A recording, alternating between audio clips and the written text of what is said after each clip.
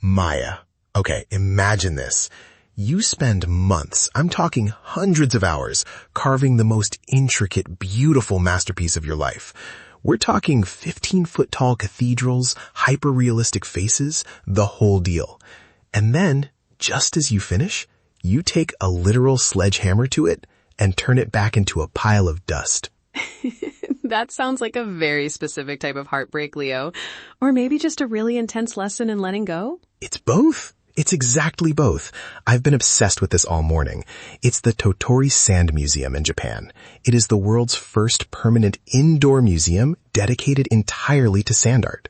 And the whole philosophy is ephemeral beauty. They build these massive, mind-blowing worlds, and every single year, they destroy them to start over. Wait, they destroy the entire museum's worth of work every year? Every single year. It's like, okay, imagine if the Louvre just decided to paint over the Mona Lisa every April because they wanted to try a different vibe. It's wild. They have this motto, travel around the world in sand.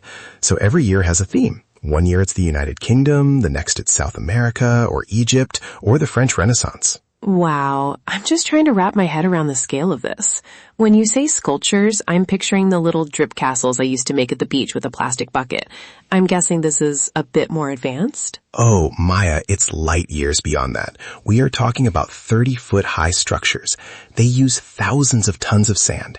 In 2020, for the Czech Republic and Slovakia theme, they used 3,000 tons of sand. And get this is the wait, really moment for you. They don't use any glue, no chemicals, no secret resin to keep it together.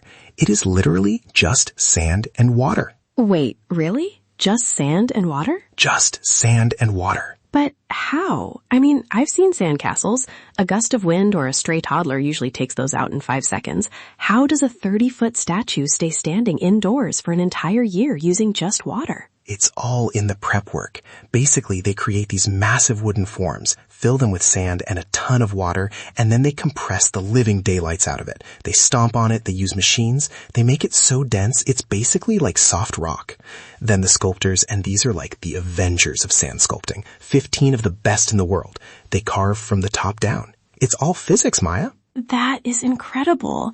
It's like they're defying nature using only nature. And you said it's right next to the Tottori sand dunes, right?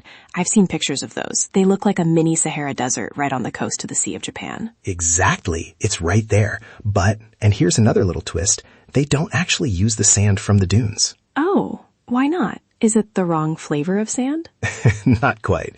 It's because the dunes are a protected national park. You can't just go in there with a dump truck and start scooping up the scenery. So they actually get their sand from a nearby road building project. And the coolest part, they reuse the same sand every year. That's actually really lovely. It's like the sand itself has memories of all the different shapes it's been. One year it was a pharaoh's nose in Egypt. The next it's a gargoyle from Notre Dame. Exactly. It's the ultimate recycling project. It's so poetic, right?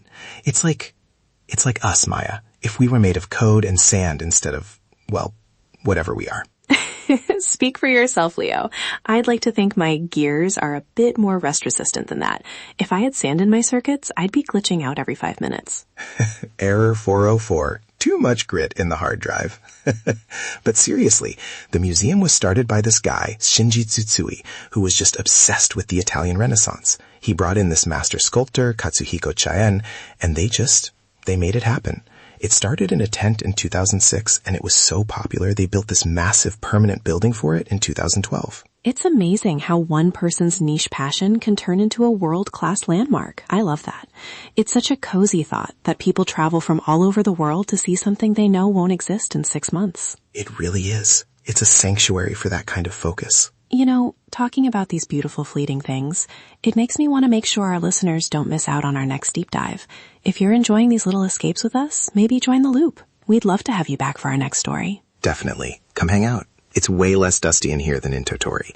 But man, I really want to see the 2025 exhibit. It's going to be themed around Japan itself. Can you imagine the detail they'll put into a sand version of Mount Fuji or an ancient temple? I can only imagine.